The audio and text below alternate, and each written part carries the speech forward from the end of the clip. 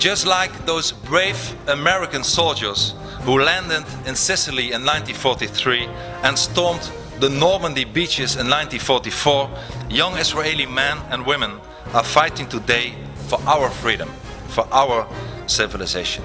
The elites that rule our societies, our so-called leaders, have converted to the sick ideology and the sick philosophy a long time ago that all cultures are equal.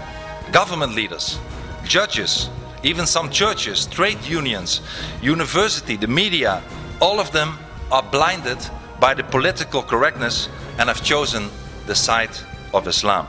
Well, let me tell you, ladies and gentlemen, all cultures are not equal. Our culture that is based on Christianity, Judaism and humanism is far better than the Islamic culture.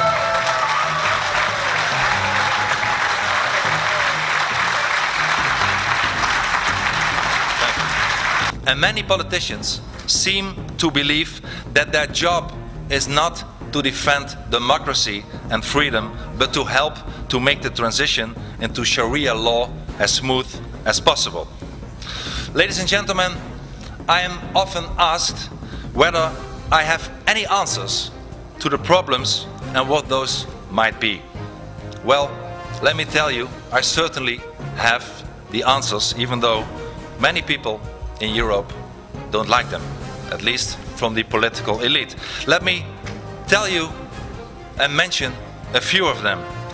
Things that we have to do to stop the Islamization of the West. The first thing, indeed, is to stop the cultural relativism. I believe we need in all our constitution, we need an article that lays down that we have one dominant culture that is based on Judaism, Christianity and humanism.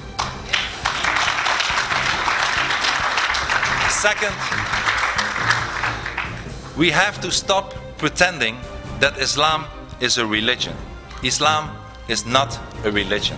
Islam is a totalitarian ideology. Islam wants to rule every aspect of society and every part of any person's life. Therefore, Islam should not be compared with other religions like Christianity or Judaism or Buddhism, but Islam should be compared with other totalitarian ideologies like communism or fascism.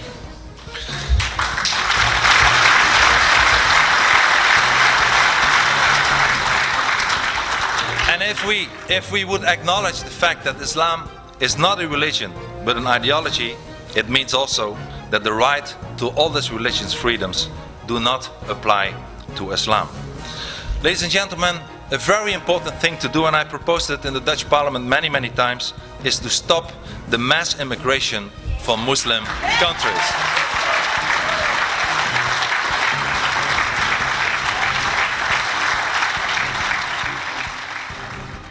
And in order to preserve our own values, our own identity and our own culture, not one person from Muslim countries should be allowed to emigrate to our societies anymore.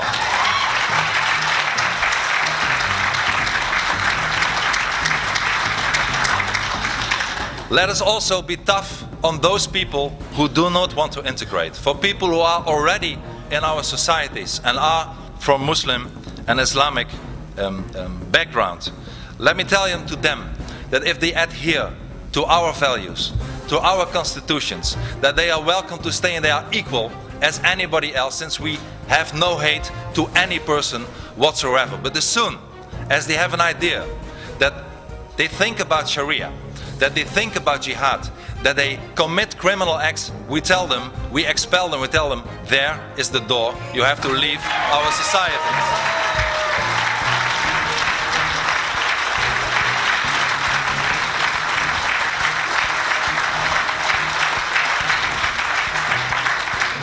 And I also believe that every member of a non-Western country that wants to come or already is in our societies should sign a legally binding contract of assimilation and pledge of allegiance to our societies.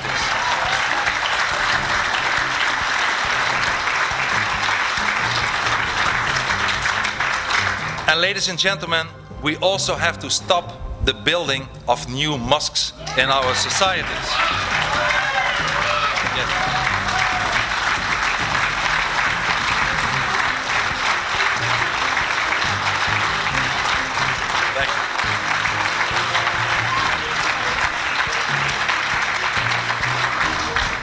And I believe we should not allow one brick for one mosque to be built in our Western society as long as no churches or no synagogues are being allowed in countries like Saudi Arabia.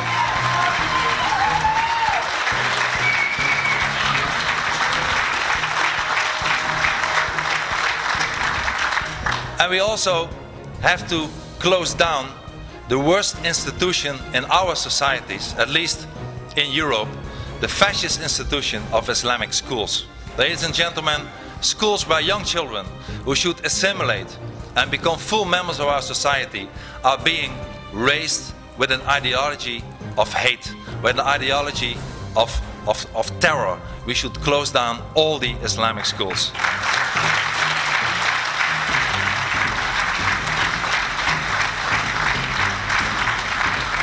And as a last example, and maybe one of the most important examples, I think we have to get rid of our current weak leaders. We have no leaders anymore. Thank you.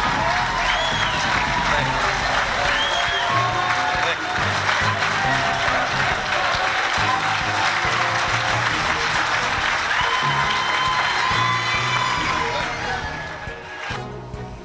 you. In short, we have to go on the offensive and we have to start fighting back. We must no longer allow ourselves to remain seated in our armchairs and get trampled over. If they bombard us with Sharia law, we will bombard them back with our human rights. If they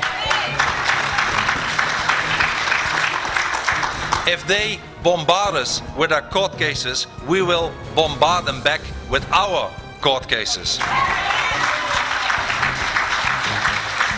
We have, ladies and gentlemen, finally we have to start fighting back and show that millions of people all over the world are sick and tired of it all and refuse to take any more. We must make it clear that millions of freedom-loving people are saying enough is enough.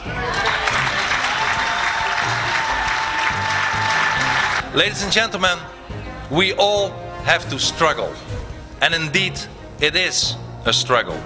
After fitna has been screened for the first time last year, there were many threats to economical boycotts to my country, the Netherlands.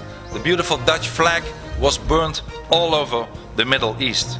Indeed, I am myself being prosecuted by my own government in my own country. While countries as France and Jordan are also considering to prosecute me. I have been barred on the kind invitation of my friend and colleague Lord Malcolm Pearson to enter the United Kingdom. I will never be allowed to enter the Republic of Indonesia anymore. The most radical imam in the Netherlands is also demanding huge compensation and suing me. A parliamentary bill currently in my own country, the Netherlands, is drafted with the aim of protecting Islam for criticism. And on top of all this, and it's not only about me, a lot of people who criticize Islam get a lot of threats. Al-Qaeda is determined to kill me. Finally, ladies and gentlemen, I have not forgotten those to whom we owe our liberties. Our liberties were bitterly fought for. American soldiers fought, bled and died.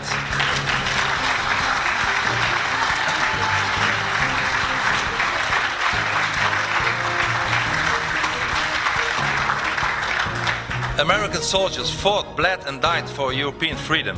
Ladies and gentlemen, American soldiers did not die for an Islamized Europe, they died for a free Europe.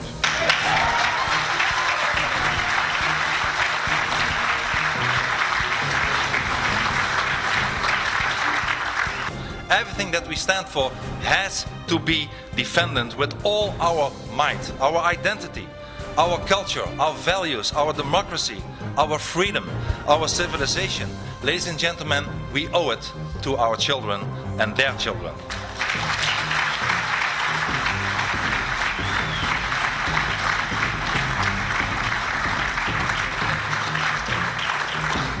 We will never give in. We will never give up. We will never surrender. Thank you very much. Thank you. Thank you.